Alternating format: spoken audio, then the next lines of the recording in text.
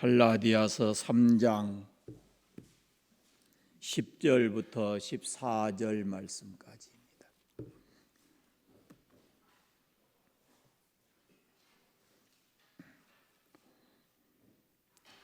(10절부터 14절) 말씀까지 한 목소리로 같이 읽겠습니다. 무릇 율법 행위에 속한 자들은 저주 아래에 있나니 기록된 바 누구든지 율법책에 기록된 대로 모든 일을 항상 행하지 아니하는 자는 저주 아래에 있는 자라 하였습니다. 또 하나님 앞에서 아무도 율법으로 말미암아 의롭게 되지 못할 것이 분명하니 이는 의인은 믿음으로 살리라 하였습니다. 율법은 믿음에서 난 것이 아니니 율법을 행하는 자는 그 가운데서 살리라 하였느니라. 그리스도께서 우리를 위하여 저주를 받은 바 되사 율법의 저주에서 우리를 속량하셨으니 기록된 바 나무에 달린 자마다 저주 아래에 있는 자라 하였습니다. 이는 그리스도 예수 안에서 아브라함의 복이 이방인에게 미치게 하고 또 우리로 하여금 믿음으로 말미암아 성령의 약속을 받게 하려 함이라. 아멘. 세상은 지금도 전쟁과 지진과 이런 것들로 인해서 수많은 사람들이 생명을 잃고 또 혼란 속에 빠져 있는 경우가 많습니다. 우리가 일생을 살아가면서 우리 신앙의 삶에 우리가 전혀 예측하지 못한 그런 전쟁과도 같고 지진과도 같은 그런 어마어마한 삶이 우리에게 부딪혀 올 수가 있습니다. 그럴 때 우리가 신앙의 삶에서 흔들리지 않고 그 예수 그리스도를 믿는 그 신앙과 하나님의 나라에 대한 산 소망을 가지고 살아가기 위해서는 우리의 신앙의 기둥이 확고하게 세워져 있어야 합니다.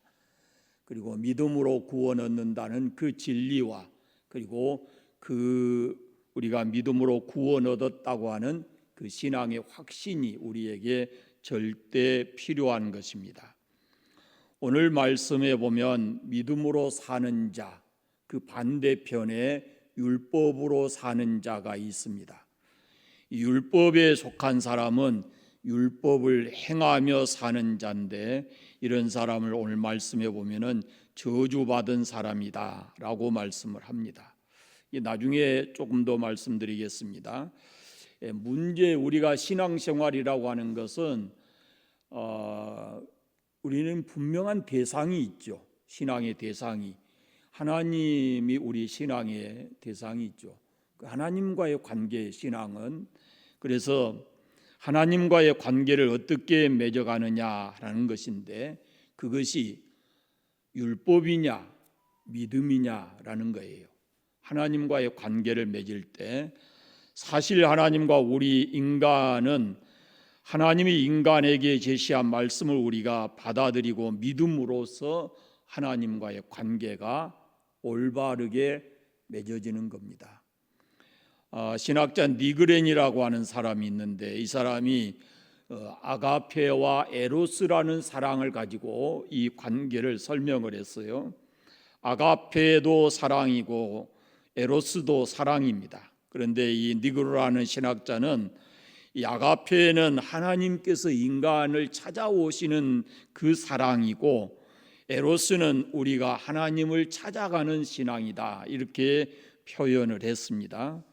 그러니까 아가페는 하나님의 큰 사랑을 내가 받고 그 사랑에 응답하는 신앙이 아가페적 신앙이고 에로스적 신앙은 상대방을 사랑함으로써 응답을 하는 이끌어내는 그렇게 해서 온전히 하나님 앞에 나아가는 이런 모습이거든요. 그러니까 내가 또 다른 어떤 사람과 관계 속에서 온전한 사랑을 이루어 가지고 그 사랑을 통해서 하나님 앞에 나아가는 것 이것이 에로스의 사랑이다라는 겁니다. 에로스는 내가 상대방을 사랑하고 그 다음에 그쪽에서부터 어떤 응답을 받아내고 이런 경우라는 거죠. 그러나 이것은 온전할 수가 없습니다. 상대방이 내가 베푼 사랑을 온전히 받아들일 수도 있고 그렇지 않을 수도 있거든요. 그래서 이것을 가지고 하나님 앞에 나간다는 것은 너무도 불안한 것이고 불완전한 것입니다. 그러나 아가페의 사랑은 뭐냐면은 하나님께로부터 받은 것에 만족하고 그 사랑에 응답하는 거예요. 내가 직접 하나님께로부터 받은 것에 대한 응답이라는 겁니다. 그러니까 위로부터 내려오는 그 사랑이 아가페 사랑이고 사람과 사람에게로 가는 것이 에로스 사랑인데 우리 기독교의 신앙이라고 하는 것은 아가페적 사랑, 다시 말하면 하나님과의 관계가 하나님이 우리를 찾아오심으로써 관계가 맺어지는 것이지 우리가 사람과의 관계를 원만하게 아무리 잘 이루어도 그것을 통해서 하나님 앞에 완벽하게 갈 수 있는 사람은 없다라는 것이 니그로가 갖는 신앙의 모습, 신앙의 이야기입니다. 여기서 우리가 본문에다 이 말씀을 니그레넨이라고 하는 사람의 그 신학을 정립을 지켜보면 율법과의 관계는 에로스고 십자가의 은혜는 이것은 아가페라고 정의할 수가 있어요. 그러니까 믿음으로 말미암아서 구원 얻는다는 것은 아가페고 율법을 완전하게 지켜서 하나님께로 나아가는 것은 에로스다. 이렇게 정립할 수가 있습니다. 우리의 신앙생활은 이겁니다. 바로 율법이냐 은혜냐, 율법적으로 사느냐 은혜적으로 사느냐라는 것입니다. 이것이 명확하지 않으면 때로 이제 우리가 예상하지 못한 어떤 삶의 문제가 부딪혔을 때 우리의 신앙이 송두리째 흔들리게 되는 것입니다. 그래서 굉장히 중요한 것이거든요. 우리는 율법주의자가 돼서는 안 됩니다. 하나님의 은혜로 시작해서 율법으로 마치는 삶을 앞에 우리가 보았죠. 어리석은 자다 이렇게 말씀하고 있어요. 그러니까 다시 말씀드리면 내가 누군가를 사랑함으로 인해서 자기 의를 가지고 하나님 앞에 나아가는 것, 그것은 불안한 것이다 라고 말씀하는 겁니다. 본문의 말씀을 보면은요, 두 가지 길이 있어요. 하나는 율법의 길이 있습니다. 행하라, 그리하면 네가 살 것이다. 율법은 온전하게 행하는 것입니다. 내가 하나님께로 나아가는 거예요. 우리가 이렇게 서로 온전하게 율법대로 완전히 지켜서 그것을 통해서 하나님 앞에 나아가는 거예요. 자기 의를 가지고 하나님 앞에 나아가는 거예요. 그게 율법이에요. 또 하나의 길이 있는데 믿음이에요. 그것은 믿음의 길인데 하나님의 긍휼만을 의지해서 나아가는 것입니다. 좀 더 자세히 설명을 해보면요, 율법의 길이 어떤 것이냐면은 10절의 말씀 보시면 무릇 율법 행위에 속한 자들은 저주 아래 있나니 그랬습니다. 율법 행위에 속한 자가 있다 그랬어요. 율법에 매여 있다라는 의미입니다. 어떤 행위도 또 어떤 종교적 의식도 그리고 그가 살아가는 모든 생각과 삶도 다 율법에 매여 있다라는 의미거든요. 그런데 의외로 신앙생활하는 사람들 가운데 이런 사람들이 많이 있어요. 율법에 매여서 언제나 두려움 가지고 살아가는 거예요. 예수를 믿어도 참 힘들게 믿는 사람들이에요. 이런 사람들 속에는 두려움이 더 많아요. 내가 무엇을 해야 되는데 못했다. 그래서 그 못한 것 때문에 마음이 불안하고 두려운 거예요. 그러나 그리스도인은 하나님께서 우리에게 온전한 사람의 온전함을 우리에게 원하시는 게 아니에요. 우리는 이렇게 율법에 매여 있는 사람들은요, 구속의 기쁨도 없고 은혜의 삶을 살아가지를 못하는 겁니다. 잘 사는 것 같고 바르게 사는 것 같은데 그런데도 신앙의 기쁨이 없어요. 감동이 없어요. 자기가 생각한 것만큼 만족한 그런 삶이 되지 않는 거예요. 분명히 신앙생활은 하는데 내가 기대했던 것만큼 내 삶이 기쁘고 행복하지를 않는 거예요. 그리고 늘 작은 일을 잘못해도 그 불안함 속에서 힘들어하는 거예요. 어떤 일이 생기면, 내 삶에 갑자기 어떤 문제가 생기면 무슨 생각하냐면은 내가 주일날 교회 안 가서 그런 거 아닌가? 이런 생각을 하거든요. 이건 아주 하나님께서 그런 분이 아니시잖아요. 우리가 예를 들어 주일 한번 범했다 그래서 하나님께서 거기에 대해서 어떤 큰 문제를 우리에게 가져다 주시는 그런 분이 아니에요. 그런데 우리 율법주의에 매이게 되면 그런 생각을 갖게 된다라는 겁니다. 율법의 행위 속에 있는 사람들은 열정은 있어요. 열정은 있는데 그 속에 구속의 감격이나 기쁨이 없는 거예요. 참된 소망이 없어요. 감동이 없어요. 영적으로 늘 메말라 있어요. 감사함이 없어요. 무엇인가를 행해서 사람들에게 나타내야 되고, 그리고 그걸 가지고 하나님 앞에 나가서 내가 그래도 저 사람보다 하나님 이 한 주간 옳게 살았습니다, 바르게 살았습니다 라면서 자기 자신을 드러내면서 하나님 앞에 나가는 거예요. 그게 율법주의예요. 율법은 다 지켜야 합니다. 끝이 없습니다. 한 가지를 지키면 그 다음에 두 가지, 세 가지가 또 나타나고 끝이 없는 거예요. 율법에 속한 사람들은 율법을 다 지켜야 될 의무가 있어요. 11절 말씀해 보세요. 또 하나님 앞에서 아무도 율법으로 말미암아 의롭게 되지 못할 것이 분명하니. 왜 그럴까요? 율법을 다 지킬 수 있는 사람이 아무도 없어요. 율법을 다 지킨 사람이 없습니다. 그래서 하나님 앞에 율법을 다 지켜서 의롭게 되는 사람이 없다라고 말씀합니다. 율법으로 의롭게 된 사람이 한 사람도 없다는 거예요. 또 이 율법주의자들은 외식주의에 빠집니다. 겉으로는 지켰지만은 내용적으로는 지키질 않는 거예요. 사람에게 보이려고 하잖아요. 이 성경에 예를 들어서 제가 설명을 해볼게요. 예를 들어서 어느 그 가게 점포에 이 주일 휴업 그렇게 써졌어요. 그런데 이 사람이 교회를 안 가고 놀러 갔어요.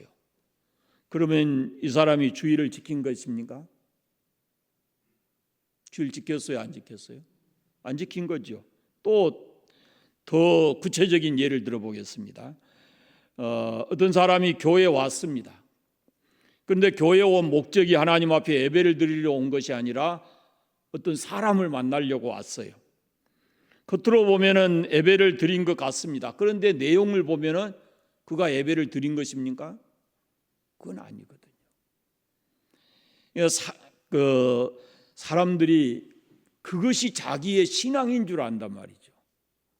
자기의 어떤 목적을 가지고 교회에 와서 그것을 사람들에게 드러내 보이고 내가 주의를 지켰다라고 그런 인정을 받으려고 하는 그 신앙이 바로 외식주의의 신앙이에요. 예수님께서 외식하는 서기관과 바리새인들을 향해서 그렇게 말씀을 해요. 너희가 박하와 해양과 근처에 11조를 들이되 율법에 더 중한 바 정의와 긍휼과 믿음을 버렸다라고 책망을 하십니다. 이 서기관과 바리새인들이 겉으로 보면은 11조를 잘 바쳤어요. 일주일에 몇 번씩 금식도 하고, 그런데 내용적으로 보면은 그렇지 않았다는 거예요. 그래서 예수님께서 그 사람들을 책망하고 있는 것입니다. 그러니까 결국 율법주의자가 된다는 것은 이렇게 형식에 매이고 외식주의에 빠져들게 된다라는 그런 말씀입니다. 잠깐 앞에서 언급해 드렸지만은 율법에 빠지게 되면은 공로주의가 돼요. 자칫. 이게 무슨 뜻이냐면은 예를 들어 율법이 10개라고 생각해 보세요. 10개. 그러면은 10가지 중에 5가지 지키고 5가지 못 지키면 어때요? 셈셈이잖아요. 그런데 7개 지키고 3개 못 지켰어요. 그 다음에 또 어떤 사람은 3개 지키고 7개 못 지켰어요. 그러면은 어떤 사람이 더 우쭐하겠어요? 7개 지킨 사람이 더 상대적으로 저 사람보다 내가 낫다라는 생각을 갖지 않겠어요? 그게 공로주의예요. 예수님이 이런 사람도 책망하셨잖아요. 그 바리새인과 그 죄인인 사람이 성전에 나가서 기도할 때, 그러니까 9가지 선한 일을 했어도 한 가지 죄를 지으면 그건 모든 지킨 율법이 의미가 없는 거예요. 죄인이에요. 한 가지만 지키지 못해도.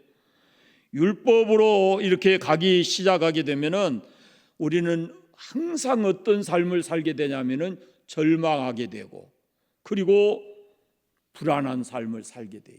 그걸 가리켜서 오늘 성경은 뭐라고 그러냐면은 저주받은 삶이다, 이렇게 얘기를 하는 거예요.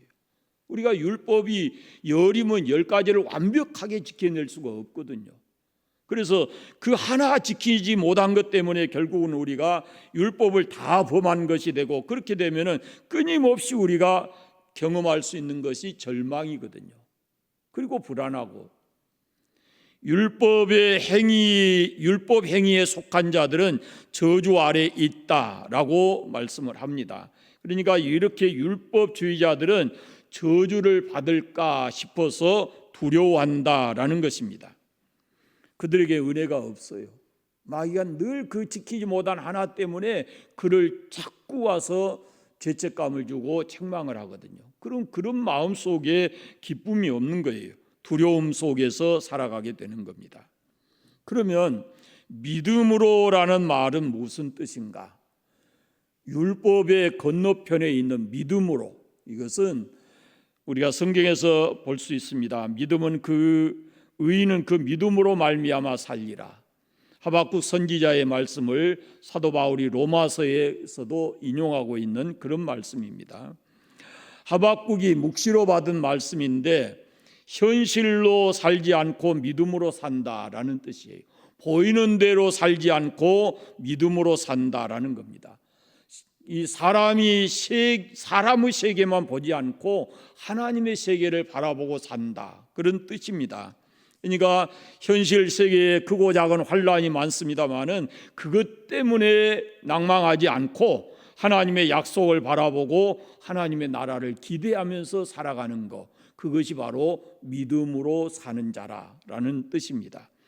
보는 대로가 아니라 믿음으로 보고, 사람으로부터 듣는 것이 아니라 하나님께로부터 믿음으로 듣는다라는 뜻이고, 이 하나님으로부터 듣고 하나님의 것을 보고 그렇게 의식하고 생각하고 살아가는, 믿음으로 사는 그런 삶인 것이죠.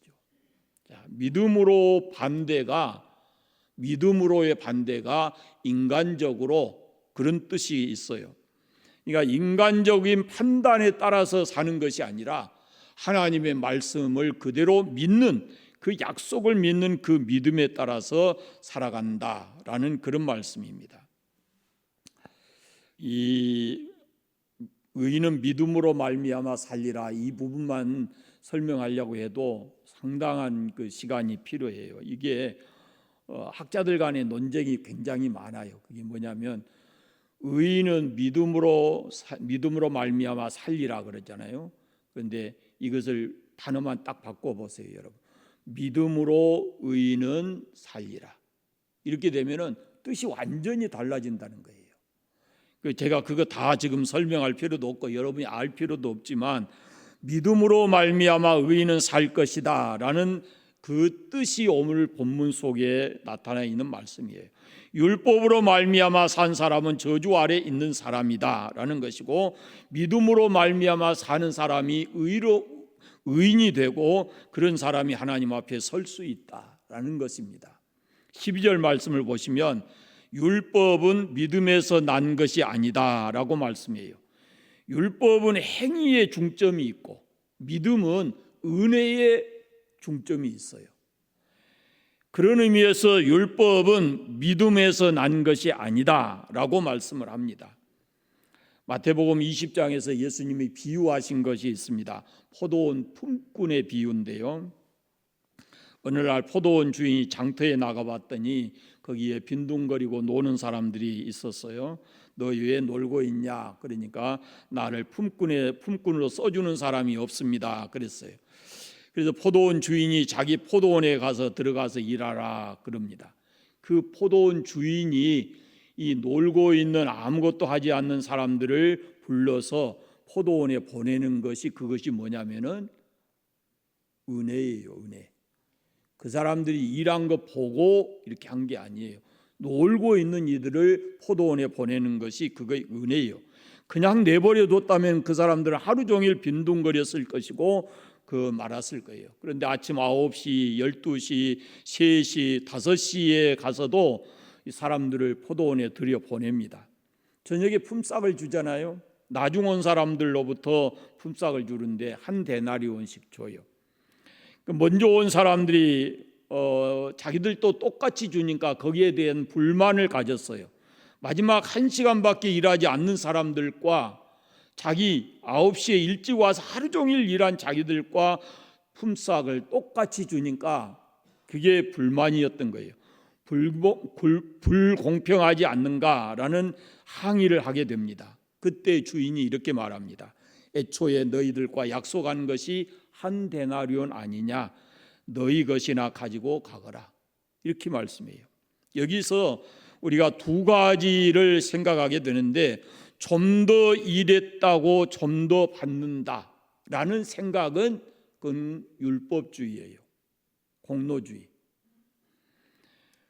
알고 보면은 포도원에서 일했다는 사실 그 자체가 은혜예요.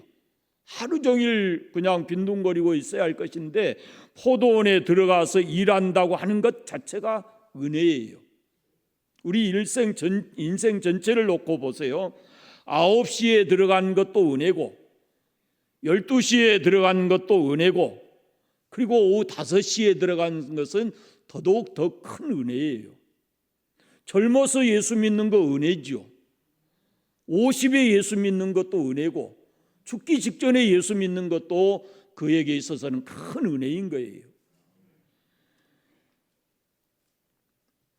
우리가 은혜를 받아서 예수 그리스도를 믿는 거예요.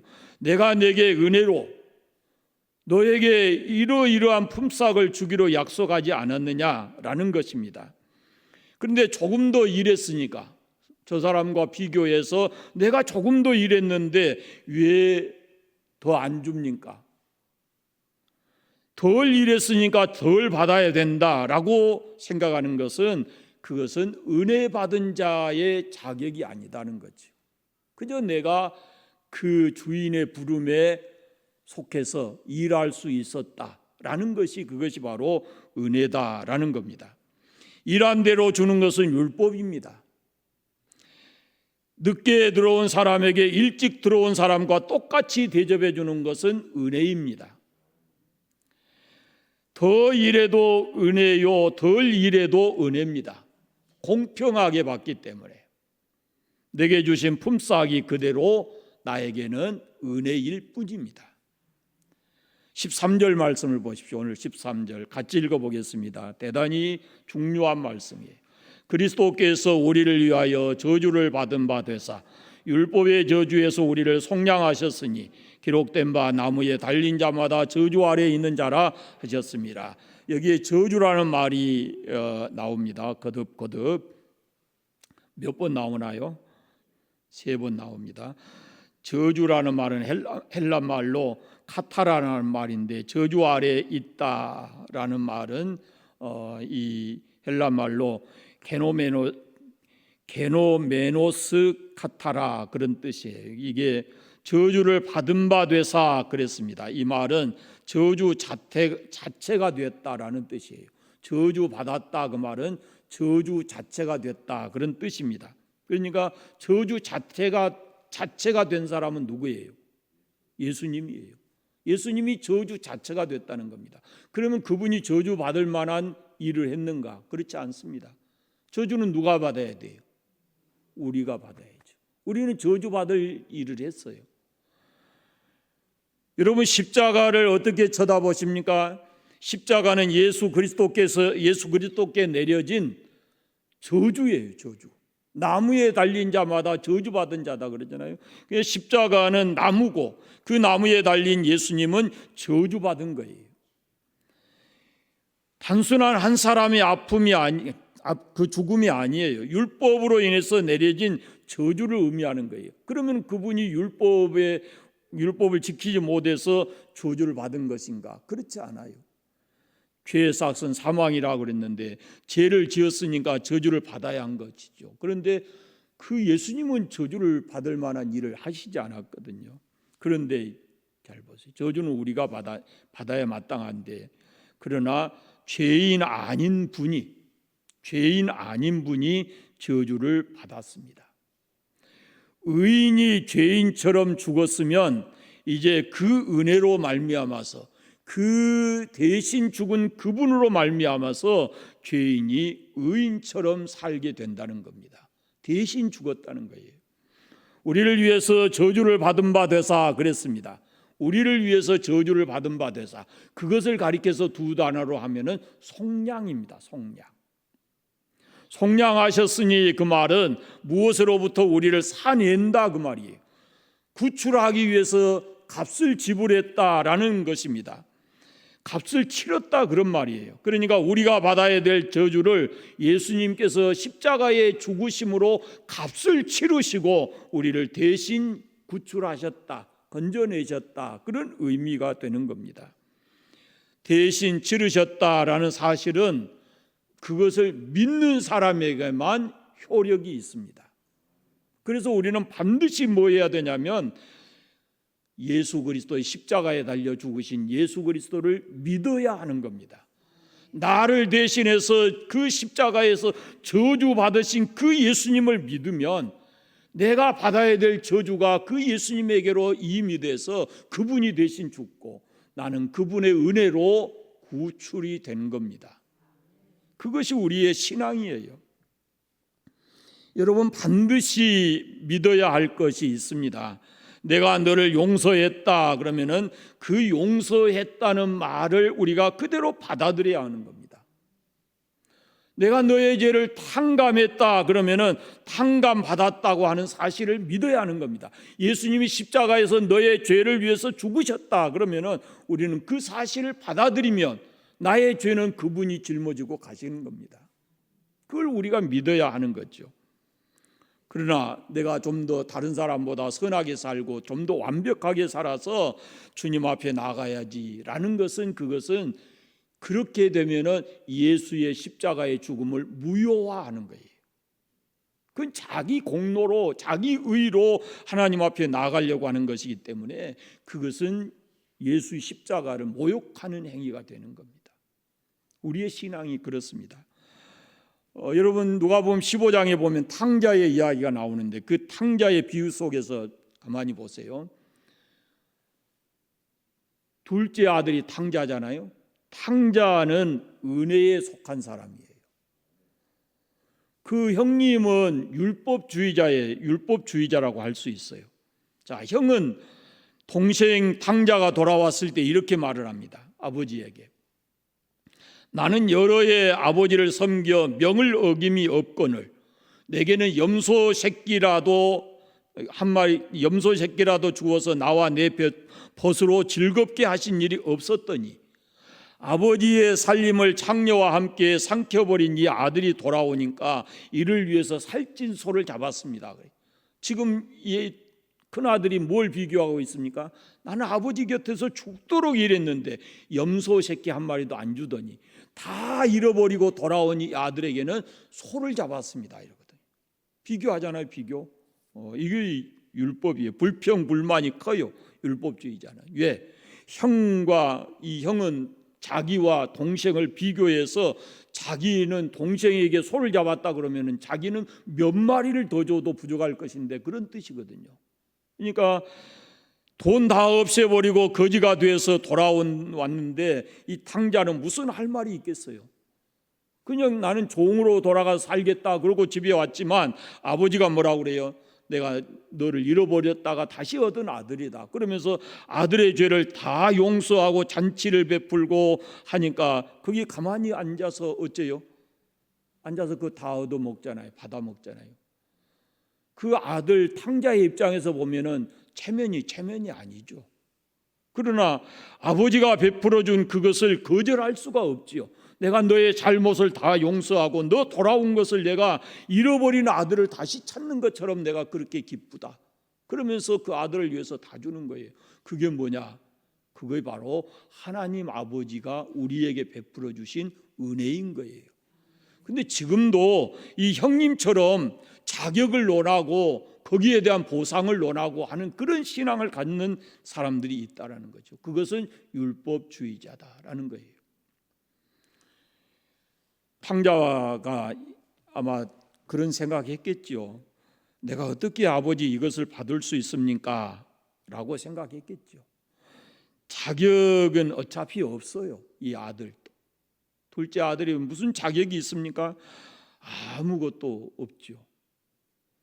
그런데 아버지 마음, 아버지가 그에게 베풀어 주신 사랑, 그 마음, 그것을 그냥 그대로 받아들인 거예요. 기쁘게. 그것이 탕자의 모습이에요. 그것이 바로 우리가 경험하는 하나님의 은혜예요. 내가 어떤 자격을 가지고 하나님 앞에 나가려고 하면 절대로 한 발자국도 못 나가요. 그런데 하나님이 그냥 우리가 부족하고 연약하지만 우리가 죄인이지만 너는 내 아들이다. 그러면서 우리를 받아주시고 은혜를 주신 것, 그것이 우리가 하나님께로부터 받은 은혜라는 것입니다. 그죠? 하나님 앞에 우리가 할 수 있는 것은 하나님 감사합니다. 그리고 이제부터 내가 하나님의 자녀답게 살아가겠습니다 라고 마음 먹고 새롭게 살아가는 것, 그것이 우리가 해야 될 일인 것이죠. 체면도 없고 뻔뻔스러운 것 같지만 그럼에도 불구하고 아버지가 베풀어 주신 그 사랑과 은혜를 받아들이고 그리고 새롭게 살아가는 겁니다. 여러분, 우리가 이 탕자와 같은 거예요. 우리도 그렇지 않아요? 우리의 행위를 보아서 어디 하나님의 그 크신 은혜를 우리가 주십시오 마십시오 하고 논할 가치가 없는 사람들이에요, 우리가. 그러나 여러분, 십자가를 보십시오. 십자가를 보시면 하나님이 내게 베풀어 주신 은혜가 얼마나 큰가. 죄인 나를 대신해서 죄 없으신 예수님이 저주와 같은 그 십자가를 지고 피 흘려 죽으신 거예요. 그리고 우리에게 새 생명을 주시고 우리에게 영원한 소망을 주신 거예요. 그래서 예수 믿는 우리가 이제 그 십자가의 은혜를 힘입어서 세상을 살아가면서 좀 더 당당하고 하나님의 자녀답게 살고 은혜에 속한 사람답게 우리가 하나님께 감사하고 살아가는 것이다 라는 겁니다. 마지막 14절 말씀을 한번 보십시오. 오늘 본문의 14절 같이 읽어보겠습니다. 이는 그리스도 예수 안에서 하나님 아브라함의 복이 이방인에게 미치게 하고 또 우리로 하여금 믿음으로 말미암아 성령의 약속을 받게 하려 함이라. 아멘. 율법을 모르는 이방인에게 은혜가 미치고 성령으로 내가 하나님의 자녀 되게 하는 그 약속이 있다라고 말씀합니다. 여러분, 우리는 용서받은 하나님의 자녀입니다. 그것은 하나님의 은혜고 하나님 우리를 긍휼히 여기심입니다. 하나님의 사랑입니다. 어떻게 보면은 죄인인 우리가 이 땅에 사는 날 동안 하나님께로부터 받은 가장 큰 은혜고 축복인 줄로 믿습니다. 그래서 우리가 지금 하나님의 자녀 됐으니까 이제는 우리가 그 복음을, 나를 자녀 삼아 주신 하나님의 그 은혜와 사랑을 확실히 믿고 그 안에서 우리가 복음에 합당한 그런 삶을 살아가야 합니다. 기도하겠습니다. 감사합니다. 하나님 아버지, 영원히